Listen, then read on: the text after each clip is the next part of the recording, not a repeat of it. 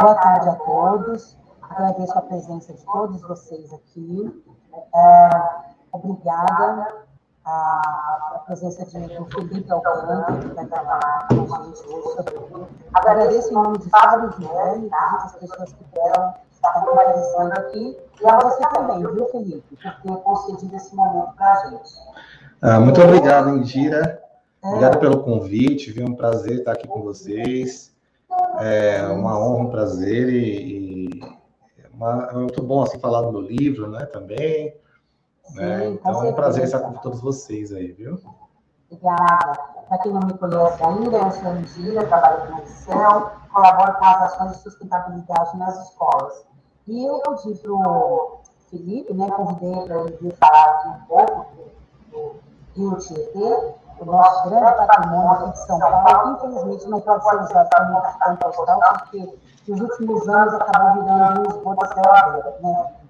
Ele corta todo o estado de São Paulo, né? Em algumas regiões as pessoas ainda pescam, ainda utilizam a sua água como abastecimento, mas infelizmente aqui no grande centro ele está muito poluído, né? Mas para falar com mais propriedade sobre isso, Felipe, eu dou a palavra para você, tá? O espaço todo seu, fica à vontade. Legal. Obrigado, Indira. Felipe, eu só vou pedir para as pessoas que quiserem fazer alguma dúvida, alguma pergunta, deixar até o final da sua apresentação, tá bom? Para não ficar interrompendo.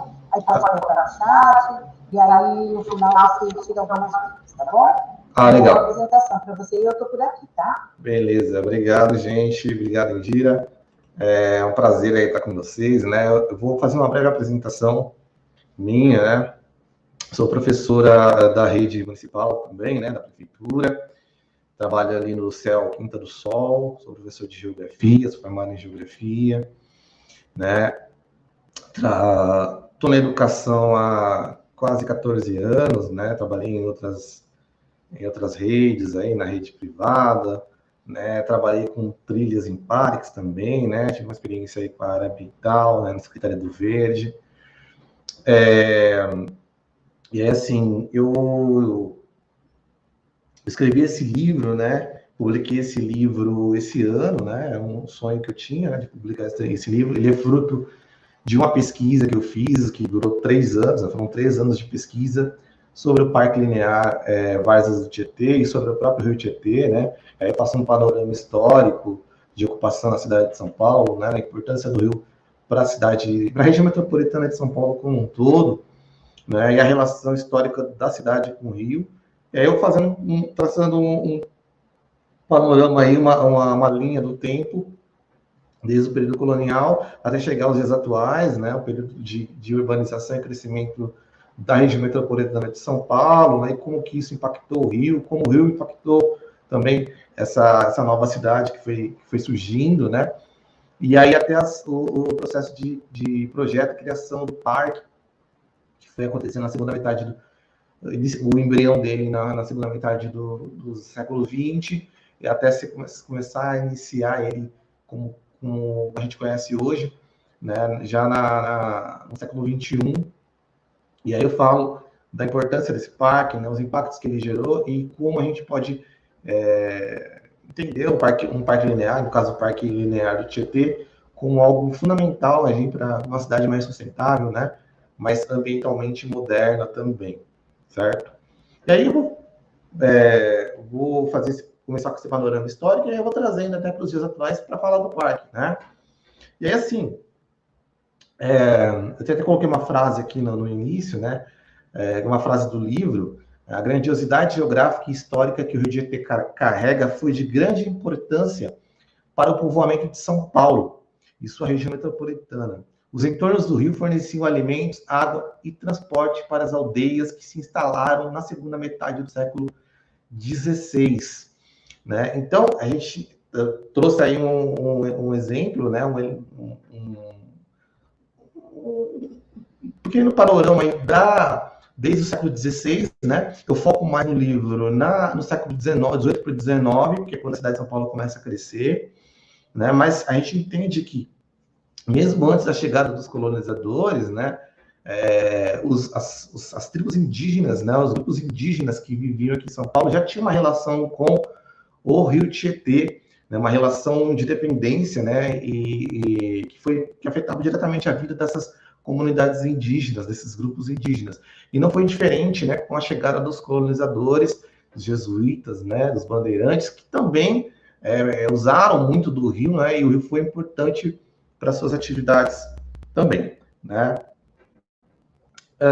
E aí, assim, começa com uma relevância histórica e geográfica do Tietê, né, coloquei uma outra fase. Ao abordarmos o tema do processo de ocupação das várzeas do rio Tietê, não podemos deixar de lado as origens dessa ocupação, ou seja, os fatores que motivaram, né, os primeiros indivíduos a ocuparem esse local para a dinâmica do rio e da cidade. Então, assim, o que a gente tem que entender? Se tratando de populações originárias que já viviam aqui antes da chegada dos portugueses, qual que era a importância do Tietê para essas comunidades, para esses grupos humanos? O Petrone, né, o geógrafo Pasquale Petrone, ele falava, né, que o rio era importantíssimo para as tribos, para os grupos indígenas que viviam em São Paulo, para os Guaianás, né, para vários grupos que viviam aqui na região de São Paulo. Por quê? Ele falava que justamente os indígenas gostavam de morar próximo, né, ficar próximo do rio, porque precisavam do rio para se locomover, para se alimentar, né, porque tiravam o peixe, né, que é o alimento deles, do rio Tietê, mas ao mesmo tempo eles queriam manter uma certa distância, então moravam em pontos, residiam em pontos um pouco mais altos, né, mais elevados. Por que isso acontecia? Justamente porque eles sabiam do processo de cheia do rio Tietê, né? Então, em alguns momentos do ano, o rio Tietê enchia. E, justamente por eles saberem desse processo dinâmico do rio, eles precisavam do rio, mas, ao mesmo tempo, queriam manter uma certa distância. E isso veio sendo, né, trazido ao longo da história, né, de toda a história de São Paulo durante séculos, né? A necessidade e a importância do rio para a cidade, para as pessoas, e, ao mesmo tempo, a distância que as pessoas querem manter do rio, né? A cidade de São Paulo tem que ter cerca de 300 rios, né? Muitos deles tamponados ou canalizados, e córregos que estão ligados ao rio Tietê. O rio Tietê é o rio mais importante aí, né? Da bacia, né? De toda a bacia do Alto Tietê. Então, a gente tem que primeiro compreender esse processo histórico. O rio sempre foi importante, né? Tanto para os indígenas que já viviam aqui, para os grupos originários que já viviam aqui, como depois para os jesuítas que vieram e que usaram o rio justamente para se locomover pelas regiões e ir fundando cidades, vilas, vilarejos, assim como a cidade de São Paulo, né, que também foi fundada por jesuítas.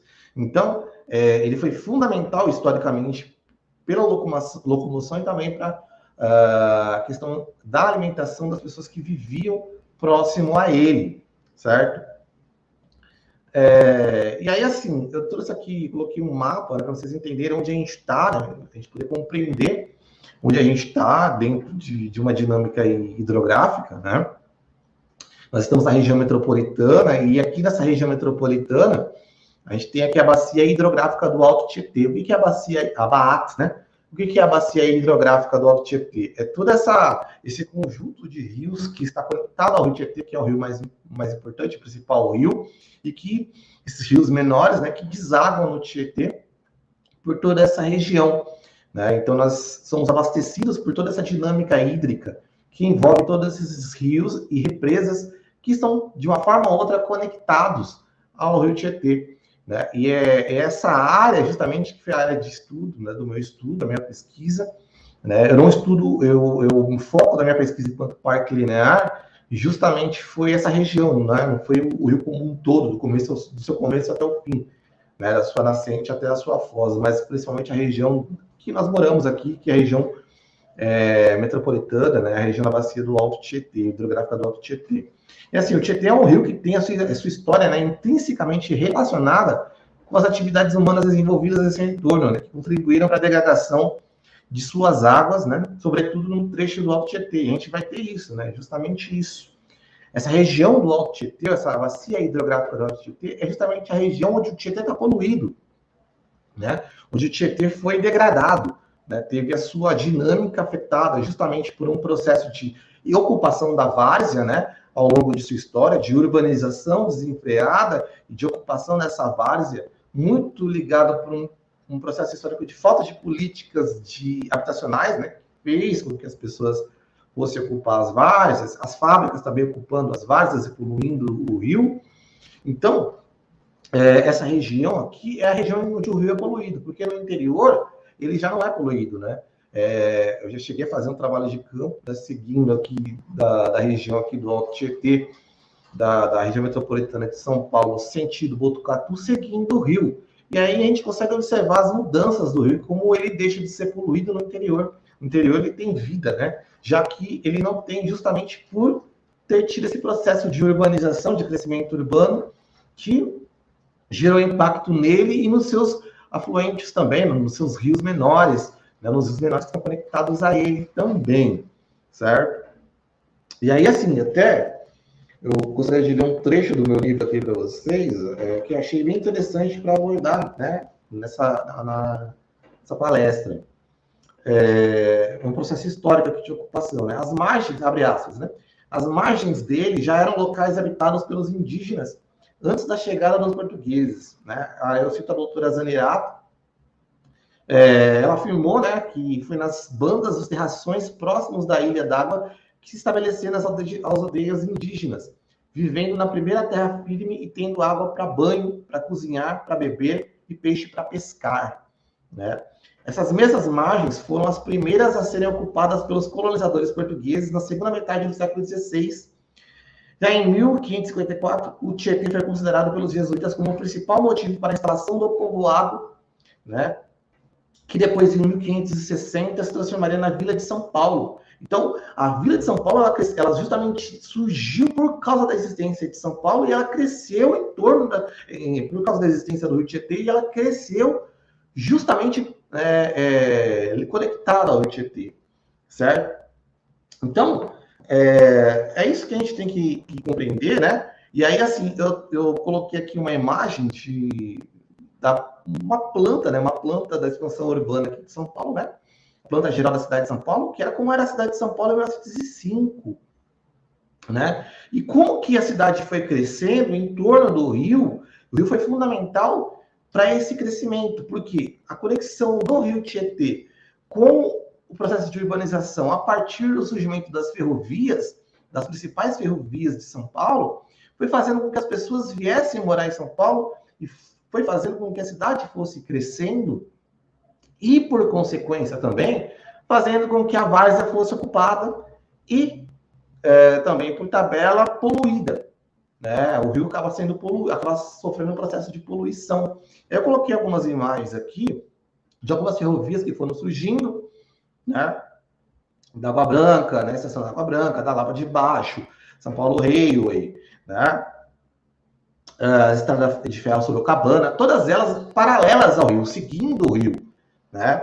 E é interessante porque a expansão urbana de São Paulo surge a partir disso, né? Do rio Tietê e a sua várzea sendo ocupada lateralmente, né? Paralelamente pelas ferrovias e atraindo pessoas e fábricas para aquela região. E por que pessoas para a região da várzea, né? Por que as pessoas foram ocupar a região da várzea? Porque a várzea é um terreno barato, um terreno que não tinha regulamentação, né? Então, as pessoas que precisavam vir para São Paulo trabalhar, vinham ocupar esse terreno e iam construindo as suas casas ali, que eu vou falar mais à frente sobre isso, iam construindo as suas casas, ocupando, e foram surgindo vários bairros. Um grande bairro que surgiu numa região de várzea, da várzea do Tietê, ali a região do Pantanal, né?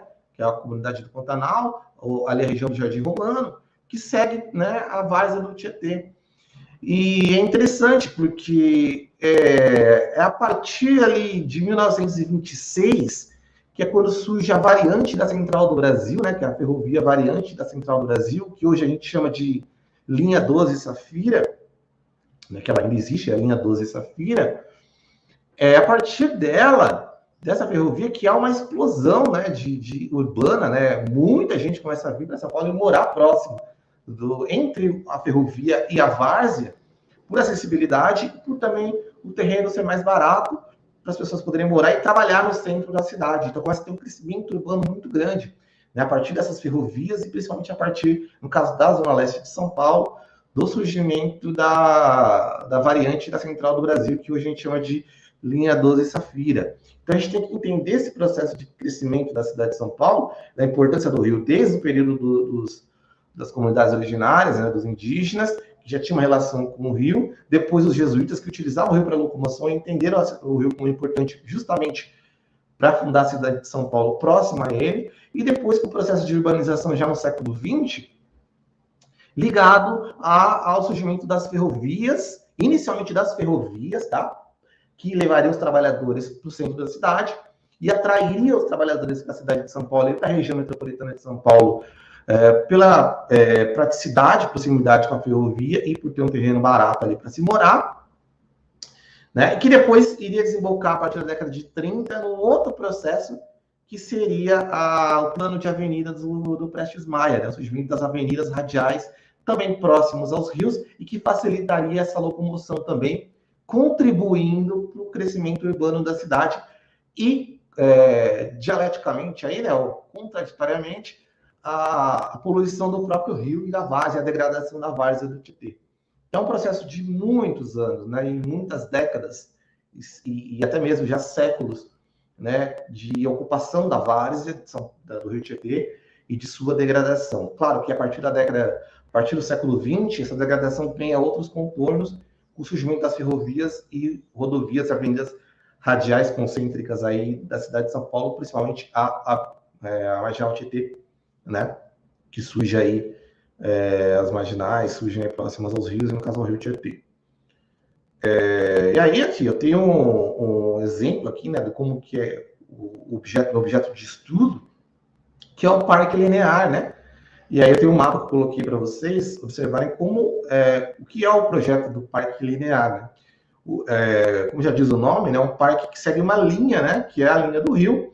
Ele, em termos de ideia, né, ele liga Salesópolis até Engenheiro Goulart, né, até a Penha, na verdade, né, que a gente chama de Distrito da Penha. E toda essa faixa, o projeto justamente é criar um parque linear que, teoricamente, né, o projeto original era fazer com que a várzea, o leito do rio, fosse reativado, né, para que se desse esse espaço para o rio respirar, para o rio poder ocupar esse espaço que é naturalmente dele, que é o espaço da várzea, certo? Então, a ideia central, a proposta central de criação de um parque linear, no caso do Parque Linear do Tietê, das várzeas do Tietê, é justamente isso, reativar a várzea, né, fazer com que a várzea do rio se reavive, né, reviva, e o rio ocupe o seu espaço natural, o seu leito natural. Só que aí entram as contradições, né? Porque se o objetivo histórico, o objetivo em relação ao projeto é esse, não podemos ignorar que ao longo dos anos e das décadas, a várzea foi ocupada por empresas e por pessoas, né? Por casas, por pessoas de um nível de renda mais baixo, que precisou morar nessa região porque não tinha política habitacional. Não tinha habitação, não tinha um lugar mais adequado para eles morarem, para as pessoas morarem. Então foram ocupar essa região da várzea. E aí começam a aparecer as contradições, os problemas, né? Em que você tem um projeto de criação de um parque para meio que fazer com que o rio respire e volte a ocupar o seu leito natural, mas ao mesmo tempo você já tem a várzea ocupada e você precisa resolver esse problema. Como fazer com que o parque exista se a várzea está ocupada já por pessoas que não tem para onde ir, não tem para outro lugar para ir, né? E aí entram outros problemas, que é a questão da habitação. E aí eu gostaria de citar um outro trecho aqui, né? Que trata desse período, né? Essa problemática da expansão urbana.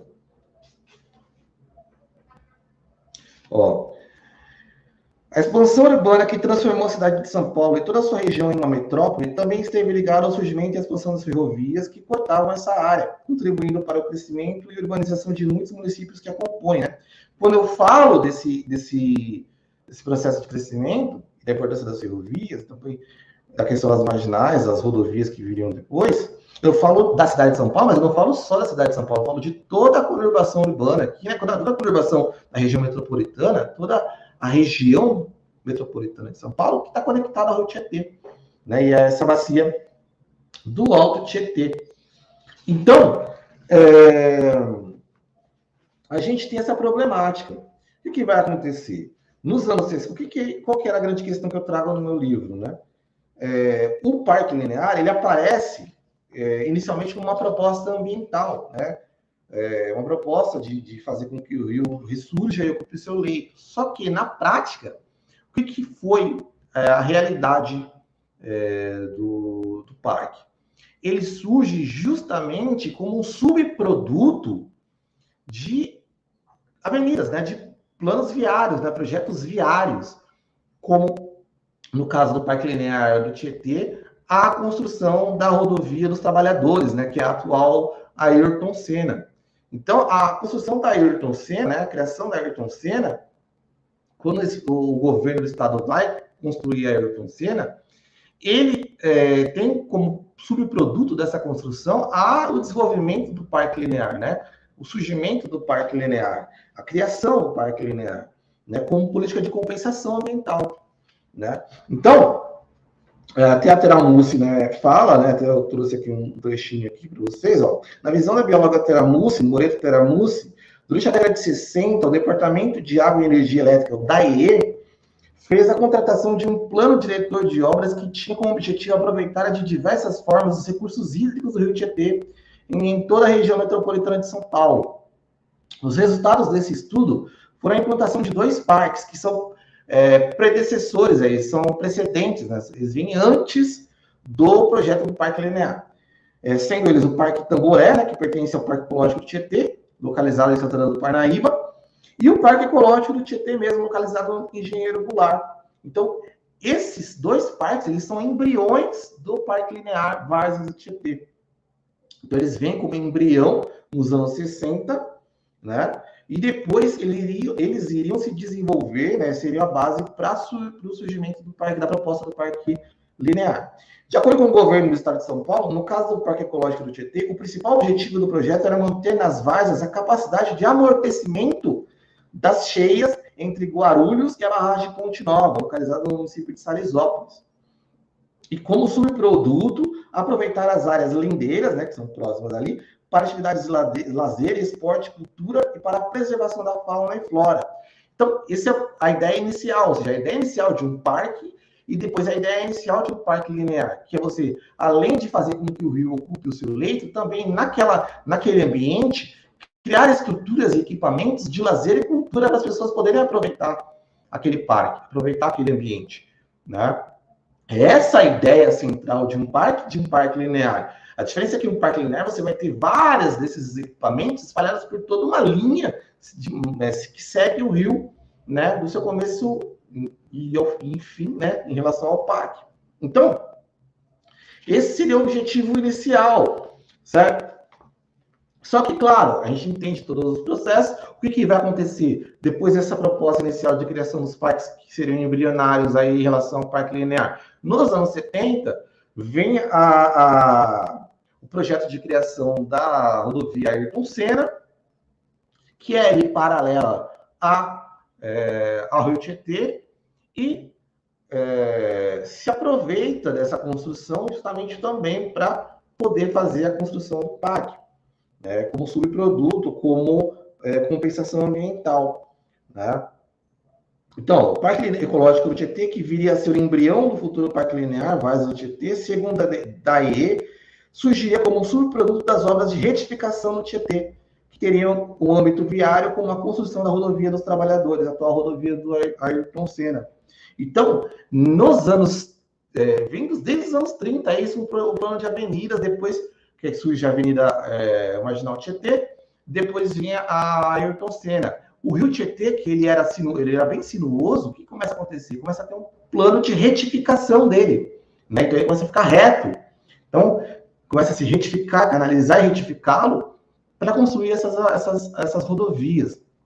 E, por consequência, ocupar a área que deveria ser do parque, né, que deveria ser do rio e do parque, que é a várzea, ocupar com as avenidas, com as rodovias, né? E aí a gente vai ver depois, né, veremos depois as consequências disso, né, com as enchentes e tudo, né? Lembrando que São Paulo tem muitos rios e muitos riachos e rios, córregos que estão tamponados, e a gente sofre muito com as enchentes aqui por um fator originalmente geográfico, natural, e depois pelos fatores de política pública, né? Então, aqui eu coloquei aqui, parque, né, o projeto de um parque linear em São Paulo e suas características. O que acontece? Em São Paulo nós temos vários parques lineares, né, já construídos. E existe uma crítica, né, existia assim, uma crítica em relação aos parques lineares, porque eles geravam desocupação. Mas assim, o que a gente tem que ver, o parque linear é uma estrutura que, a meu ver, é incrível, porque ele aproveita as áreas de ocupação dos rios e dos córregos e riachos, como Ticoatira, como o Parque Vargas do Tietê e outros parques da Vila Guilherme, por exemplo, entre outros parques, né? E faz com que se crie uma estrutura cultural e de lazer e de saúde também, né? Muito, muito interessante, né? Dentro de uma cidade que sofre com a questão da falta de arborização, com a falta de áreas verdes, né?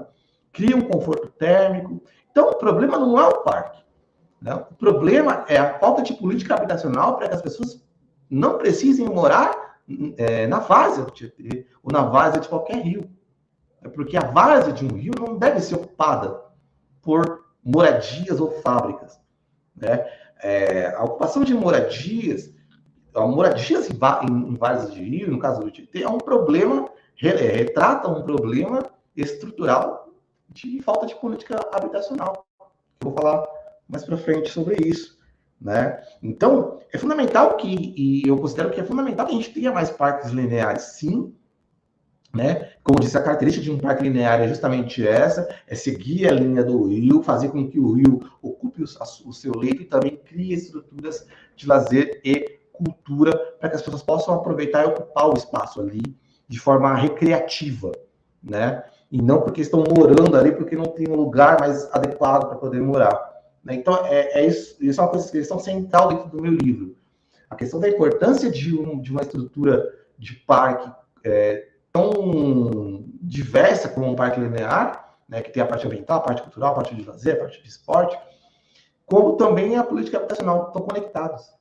No caso de São Paulo, claro, né? No caso de São Paulo está conectado porque nós temos esse processo histórico aí de ocupação da várzea, né? Então, a política habitacional está conectada com a política de criação de parques lineares em São Paulo. Não há como expandir os parques lineares sem desenvolver uma política habitacional adequada, certo?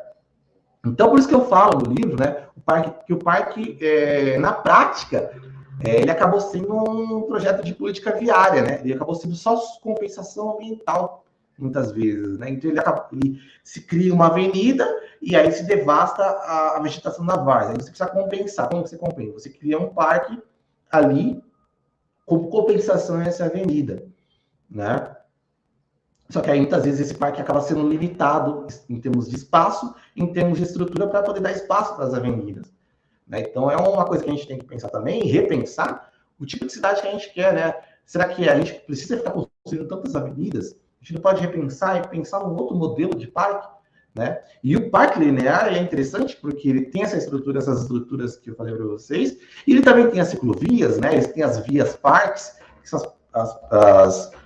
os canais, né, de acesso a ele, que podem fazer e facilitar a locomoção na cidade também, né? Pode contribuir para a locomoção na cidade. Então, pensar o parque linear na cidade de São Paulo é pensar a cidade como um todo. É pensar a política habitacional, é pensar a locomoção, né, na cidade, né, a mobilidade urbana, porque ele promove, sim, se ele for bem pensado, ele pode promover e incentivar a mobilidade urbana e facilitar a mobilidade urbana na cidade de São Paulo com as suas ciclovias, com as suas vias parque, né? Que é a ideia central do Parque Linear do Tietê. A proposta é essa, criar uma via parque, né? E aí, assim, fazer com que a cidade tenha uma outra característica, né? Não ser só uma cidade voltada para carros, né? Em avenidas, que foi a ideia que aconteceu, proposta que existiu durante o governo do Prestes Maia, né, o plano de avenidas do Prestes Maia na década de 30, que era fazer com que a cidade de São Paulo fosse uma cópia de Chicago, né, uma cidade voltada para carros, para rodovias e avenidas. E isso fez com que os rios fossem sufocados, que foi o que aconteceu, né, na cidade de São Paulo. Os rios fossem deponados, canalizados, as várzeas fossem ocupadas por avenidas, né, empurrando e apertando o rio, e o rio Tietê, o mais importante dele, o maior deles, também. Né? Vou passar aqui. E assim, né, a implantação do parque e as desocupações. Tem uma foto que eu coloquei aqui. Essa foto que está no slide é justamente a foto do Jardim Pantanal, tá? Na zona leste de São Paulo, que é uma região que tem em torno de 400 mil pessoas morando ali. E o Jardim Pantanal é justamente, entre aspas, né, o calcanhar de Aquiles do Parque Linear Várzeas do Tietê. Porque ele é um projeto que vem desde os anos 70 para cá, a partir da Ayrton Senna, da rodovia Ayrton Senna, mas ele não conseguiu ser colocado em prática totalmente ainda, né? Então ele está em construção, é um projeto que está atrasado, e não foi finalizado ainda. Os seus núcleos todos não foram finalizados. Só alguns núcleos foram colocados já em funcionamento. Então ele não foi finalizado. Justamente não foi finalizado por causa dessa problemática urbana, que é a ocupação da várzea. Por quê? Justamente para você fazer com que o parque linear se consolide, é necessário que haja desocupações nas várzeas. E uma das desocupações é justamente o Jardim Pantanal, né, que está na várzea do Tietê. E aí a questão, né? Para você desocupar, você tem que ofertar, né, moradia para as pessoas. E é aí que é o grande problema, a grande contradição, a grande problemática da cidade de São Paulo. Como criar um parque linear se você precisa tirar as pessoas da várzea, mas você não cria uma política habitacional coerente, né, e ampla para que as pessoas possam ter acesso à casa, à moradia digna, num ambiente adequado, né? Então, a própria estrutura, né, da cidade bloqueia o desenvolvimento desse tipo de projeto, né? E isso não é o único exclusivo do Parque Linear Várzeas do Tietê. São vários outros parques lineares, porque em várias outras várzeas de vários outros rios da cidade há ocupações.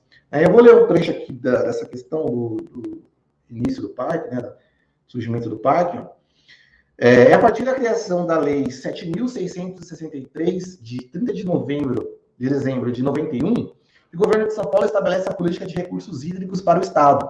Depois do processo de desenvolvimento no âmbito das leis e dos projetos envolvendo o Parque Ecológico Tietê, mas é no início dos anos 90 que o Parque Várzeas do Tietê começou a ganhar destaque. E isso fica evidenciado no ano de 94, né, quando a lei é posta em prática com a realização do Comitê da Bacia do Alto Tietê e com a preparação e atualização periódica do Plano de Recursos Hídricos para a Bacia do Alto Tietê, que aponta como uma de suas prioridades a recuperação das várzeas do Rio Tietê. Assim como o seu embrião, o Parque Linear Várzeas do Tietê tem como objetivo oficial, tá, mas não o principal, não o real, o concreto, aquele que o Estado propaga, resolver os problemas das enchentes a montante da barragem da Penha. Ou seja, o objetivo inicial é resolver o problema das enchentes, fazer com que o rio ocupe o seu leito, reavivando a função amortizadora das várzeas do rio, né, que a várzea absorve a água do rio, né, amortiza as enchentes. Contudo, o parque segue uma lógica que vai muito além disso, pois está inserido em um plano que envolve obras de cunho viário na cidade e no estado de São Paulo. Ou seja, ele acabou sendo, mais ou menos, repetindo o que foram os parques anteriores, né? Um subproduto viário. Do mesmo modo, o Parque Ecológico do Tietê foi um subproduto de obras realizadas nas várzeas do Tietê que promoveram a retificação dele, né? Deixar o rio reto, que foi o que aconteceu com o Rio Tietê. O Parque Linear também está parcialmente inserido nessa mesma lógica. Isto é, o parque também é um subproduto de obras viárias que foram realizadas nas várzeas do rio. especificamente a construção da famigerada nova marginal Tietê. Não sei se vocês lembram, mas alguns anos atrás foi construída, né, a terceira faixa da marginal, né, a nova faixa da marginal Tietê. E para isso precisou se ocupar uma parte da várzea do Tietê. Né? Foi uma obra realizada pela Dércia para ocupar a parte da várzea do Tietê. E desmatou-se muito, né? Tirou-se muito do bioma ali, da fauna, da flora e também da fauna, né? Da várzea, gerando impacto ali para a construção dessa avenida, essa nova marginal.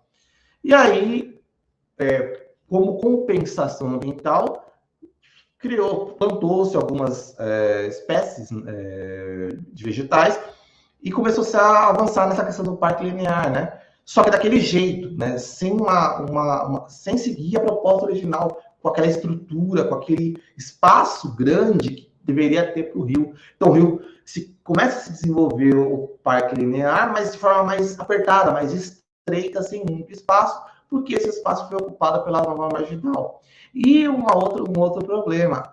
A própria nova marginal acabou sendo anexada ao parque como parte dele, né, para usar ela como compensação ambiental. Então, ao invés, eles sabiam que não iam conseguir compensar o impacto que geraram na várzea, utilizaram a própria marginal como via parque, como uma via de acesso ao parque. Interessante isso, né? Então, o parque linear acabou seguindo a mesma lógica dos parques anteriores, que é ser só um subproduto dessas obras viárias aí. Então, ele acabou não sendo, até agora, pelo menos aquilo que se esperava que fosse, por alguns fatores, como essa questão das avenidas ocuparem muito o leito do rio, e também as ocupações que estão na várzea, como a questão da Jardim Pantanal e outras comunidades também. Então, a gente tem que pensar justamente isso. Essa é a grande questão que eu trago no meu livro. Precisamos de parques, cada vez mais de parques, né? E de parques lineares, porque a cidade de São Paulo tem muitos rios, né? E é um espaço interessante para se ocupar em termos ambientais. Mas precisamos pensar na política habitacional, né? Para a gente pensar uma cidade mais sustentável. E já passou da hora disso, né? A gente precisa transformar a cidade de São Paulo, né? Revolucionar a cidade de São Paulo, né? Em termos ambientais, em termos de sustentabilidade. Pensar a mobilidade urbana, né? Pensar as novas centralidades, pensar o conforto térmico, né? Pensar a habitação. Está tudo um conjunto de fatores, é uma junção de fatores que pode fazer com que a cidade caminhe para a sustentabilidade, caminhe para ser uma cidade mais moderna, né? E assim, eu trouxe alguns exemplos aqui, algumas questões, né? Essa aqui é uma foto que eu tirei também de um ponto onde eu fiz a pesquisa de campo, né? Que é na divisa ali entre São Paulo e Itacoaticetuba. Vocês podem observar nessa foto que tem algumas ocupações bem próximas ao rio, né? E é assim, para a gente entender, né, alguns fatores que complicam ali a vida, né, das pessoas que moram nessa região. O terreno, localização e fatores geomorfológicos. Quando eu falo de fatores geomorfológicos, eu estou falando de terreno. O terreno não é adequado para ocupação, por quê? É o que a gente chama de terreno hidromórfico. O que é um terreno hidromórfico? O terreno hidromórfico é um terreno muito úmido, com muita água, que não tem sustentação. Então, qualquer construção que for colocada ali, né, desenvolvida ali, vai afundar. A tendência é afundar, porque o terreno não tem sustentação. Então, ele não é apropriado para a ocupação da várzea.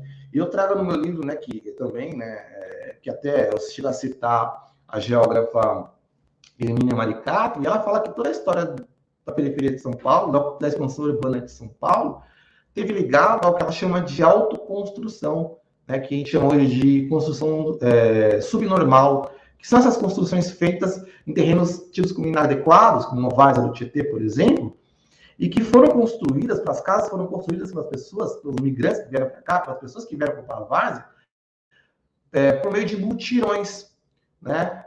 no domingo, no sábado, no domingo, quando as pessoas tinham as suas folgas, elas se reuniam em família e trabalhavam para construir as suas casas, né? Fazia laje, aumentar, fazer um sobrado próximos aos rios, na região da várzea, e ter onde morar, né? Fazer a reforma das suas casas, a construção das suas casas.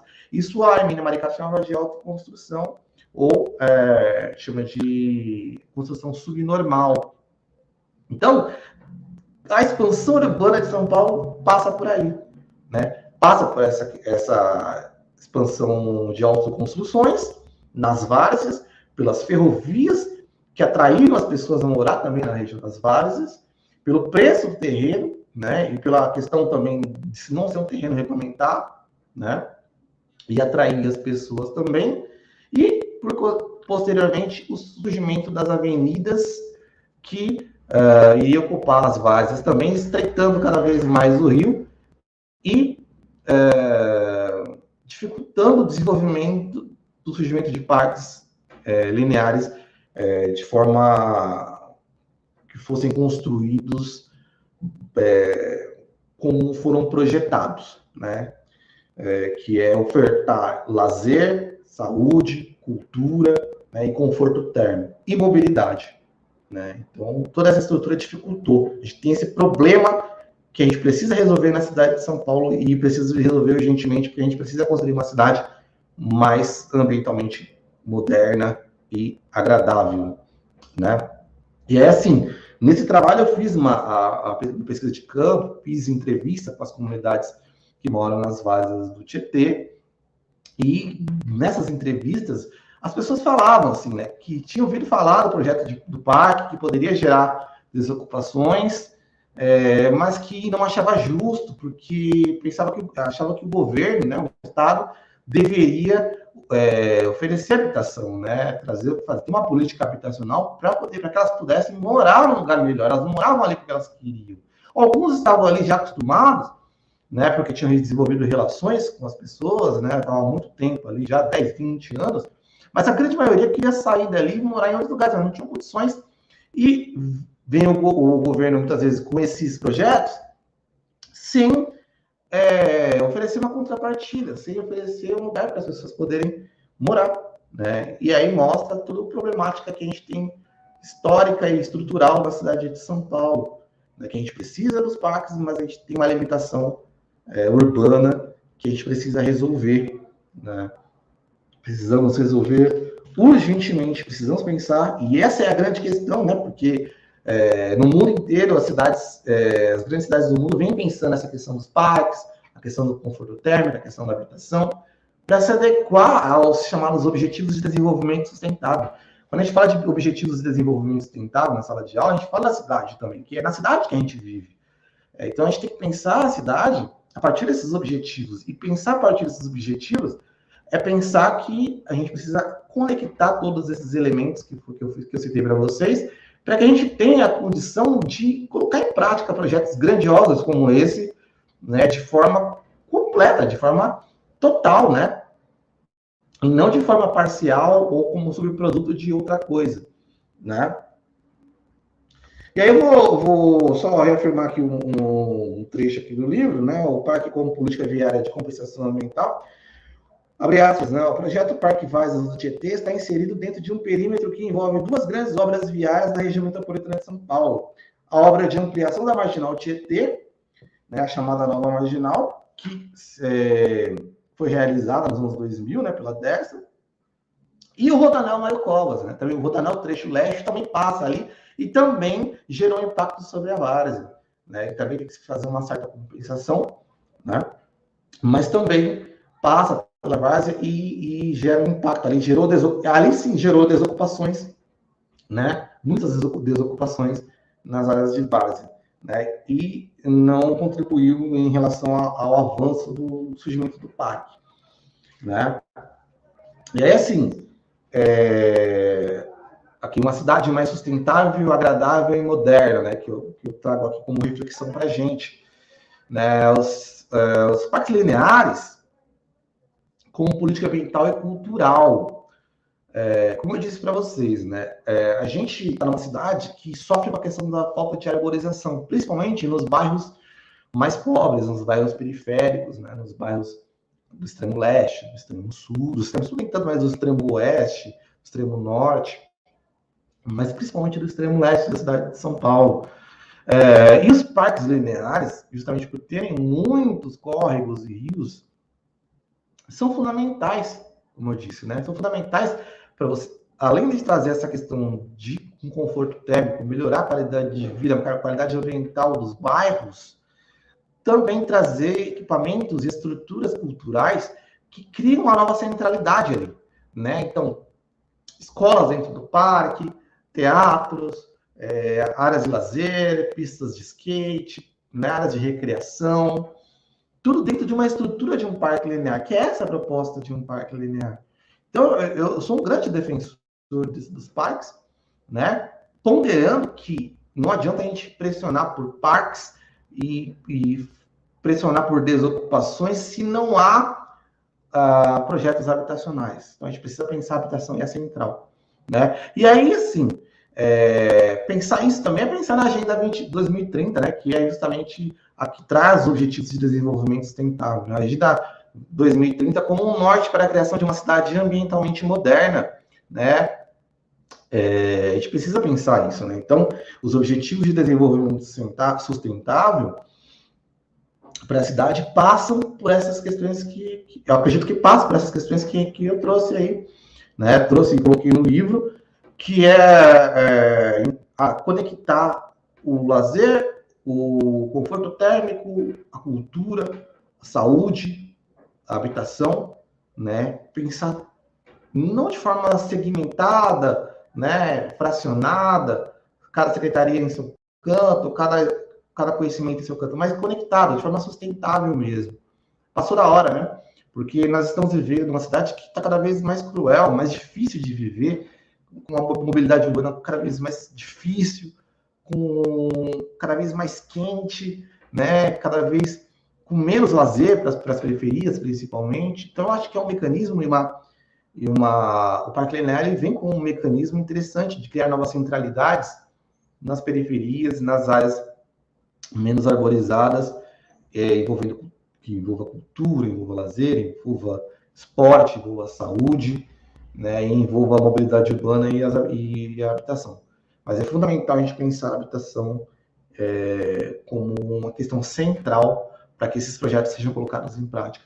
Existem vários e vários projetos de parque linear na cidade de São Paulo, mas pouquíssimos foram completados levando em consideração o seu projeto inicial, né? Justamente por causa dessa problemática, desses problemas que travam, né, o que atravancam o desenvolvimento desses parques.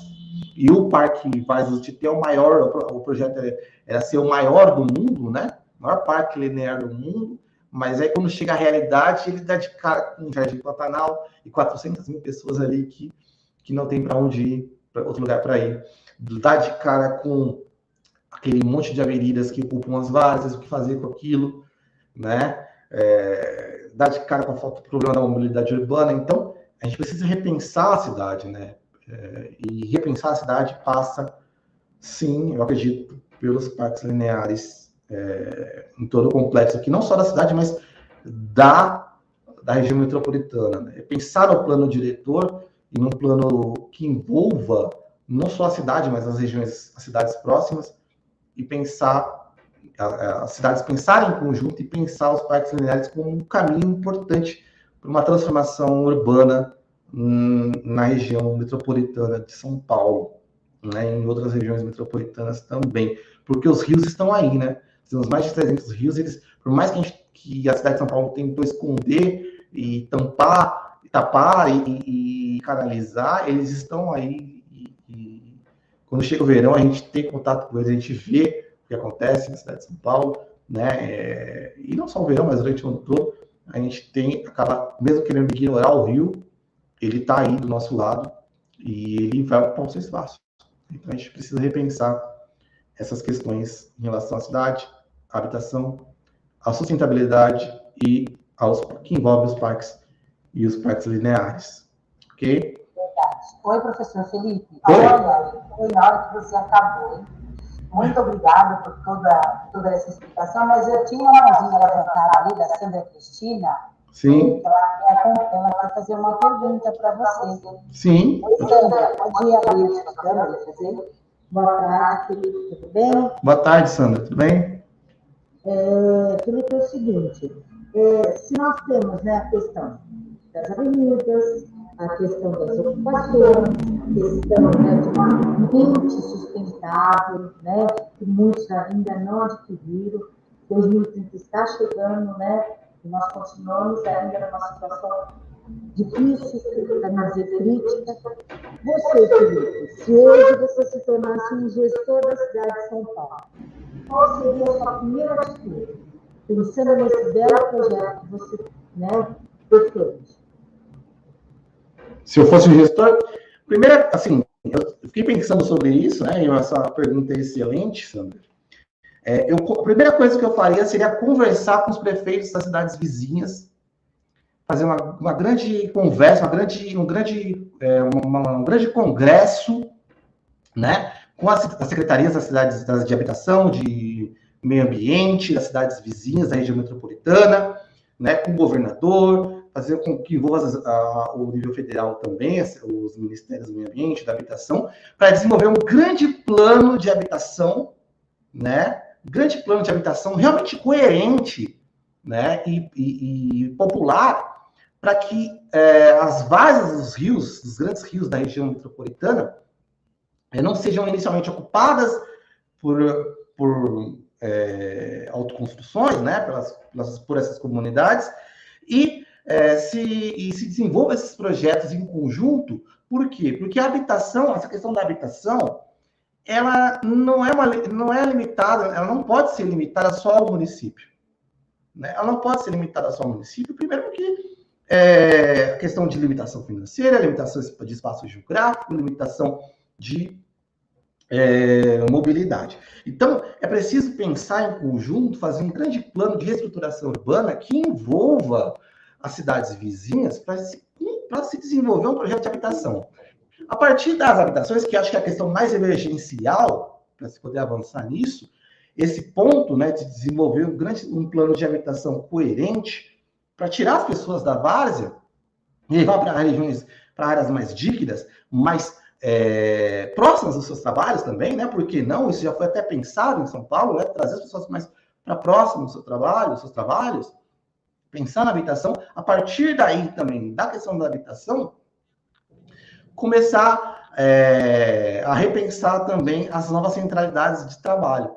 Então, discutir o plano diretor, né? Rediscutir, porque está sendo discutido agora também, né?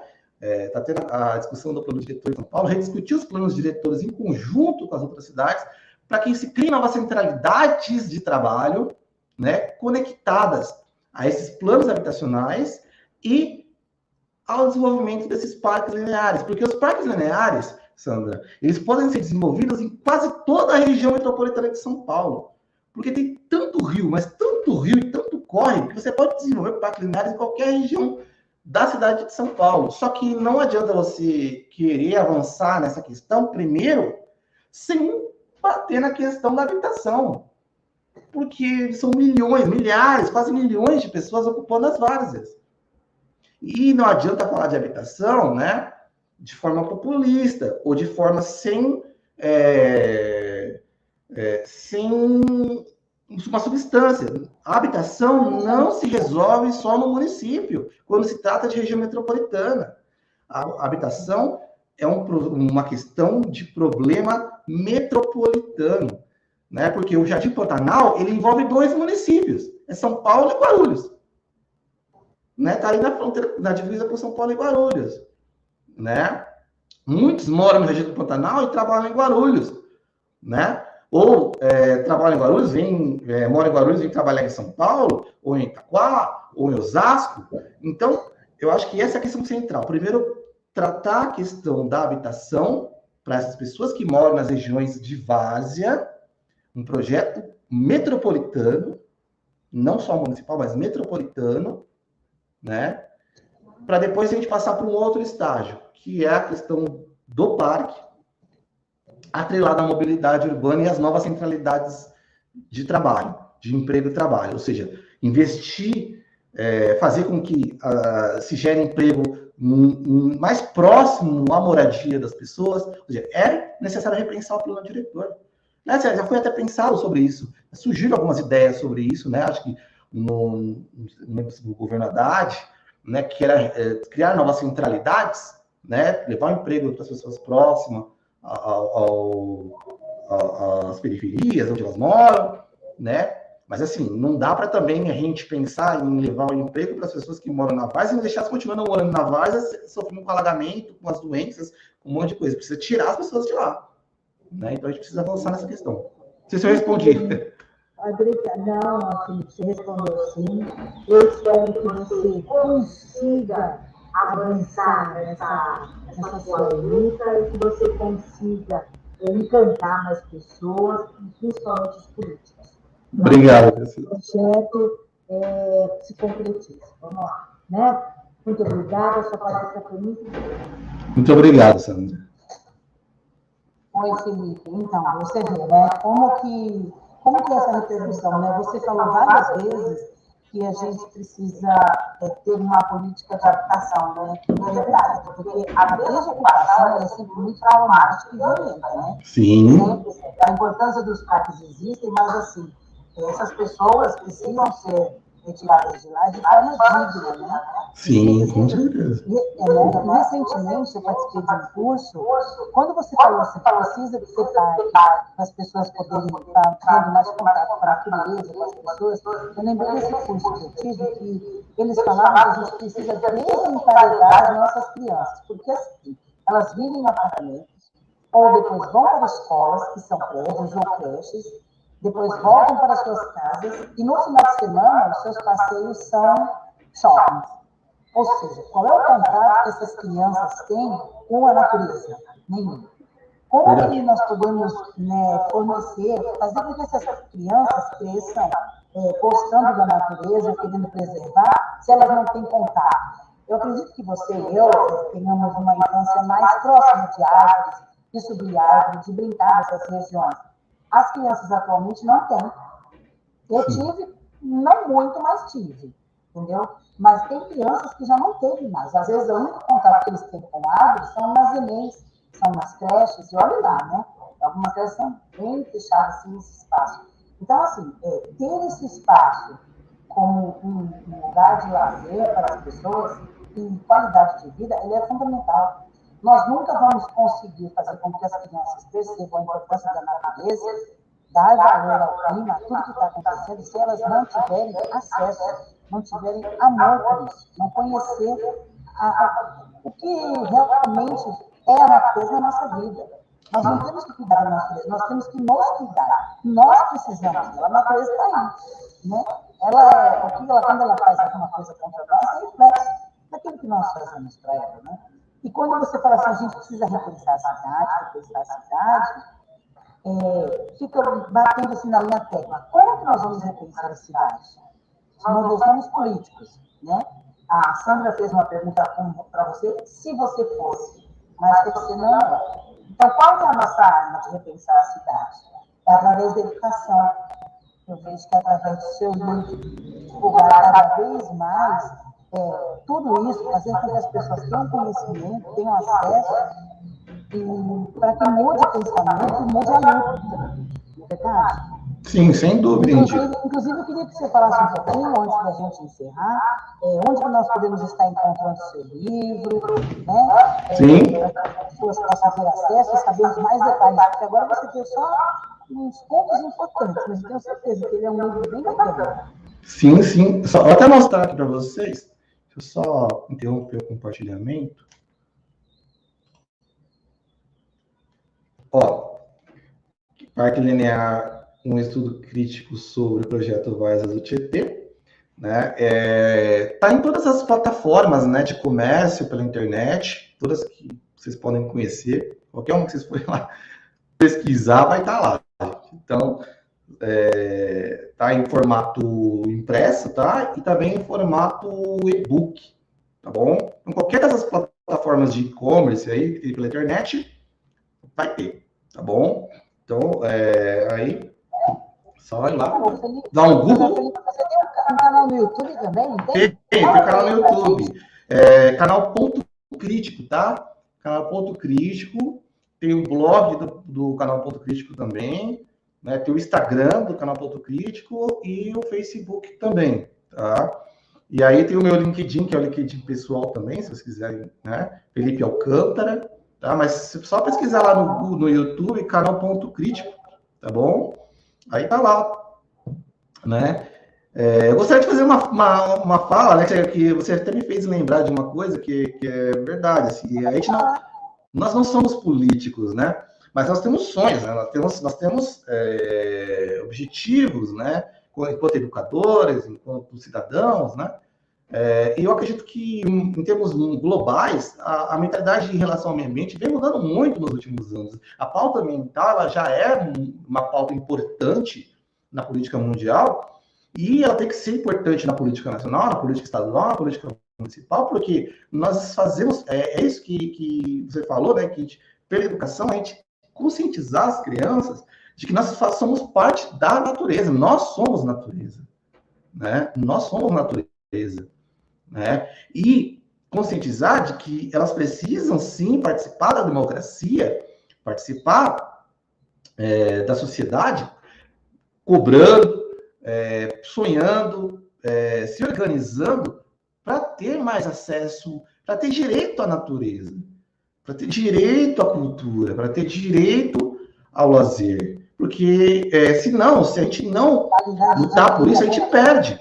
A gente vai perdendo e fica cada vez mais distante, preso nos seus condomínios, nos seus apartamentos, nas suas casas, com medo de tudo, com medo de sair, né? Distante, sem acesso. Né? Então, a gente está sendo alijado da natureza, do ambiente, dos parques, né? Do verde. Para cada vez mais ter acesso ao verde é uma questão de luxo, e não pode ser assim. Né? E não pode ser assim. Eu acho que os parques lineares são uma oportunidade interessante, né, para que se democratize o verde na cidade de São Paulo, se democratize a saúde, o lazer, a cultura na cidade de São Paulo, na região metropolitana de São Paulo, nas regiões metropolitanas, e passa por tudo aquilo que eu falei para vocês, passa pela habitação, passa pela mobilidade urbana, passa por tudo isso. Né? Então, eu acho que esse é o caminho. Professor Felipe, muito obrigado por sua explanação, foi perfeita. Nós acabaram entrando algumas pessoas que puderam assistir. De repente, ano que vem eu posso chamar novamente? Com certeza. Será um prazer. O prazer foi todo nosso. Muito obrigado mais uma vez. E vamos passar da Ilari também, que é o diretor do CET, eu agradeço também. Tá bom de coração. Obrigado, Indira. Muito sucesso com o seu livro, com o seu ponto crítico, tá bom? Obrigado, então, muito obrigado mesmo. Agradeço a todos vocês, tá aqui, você que me convidou, né? Toda a equipe aí do Dicel, a Sandra que fez a pergunta, todos vocês, é um prazer enorme. Pode me chamar quantas vezes quiser, tá? Vai ser um prazer enorme, foi muito bom. Continuemos na luta aí. Obrigadão, viu? Obrigado. Bom fim de semana para vocês. Tchau, tchau. Tchau, tchau. Obrigado a todos pela presença. Obrigado. Tchau.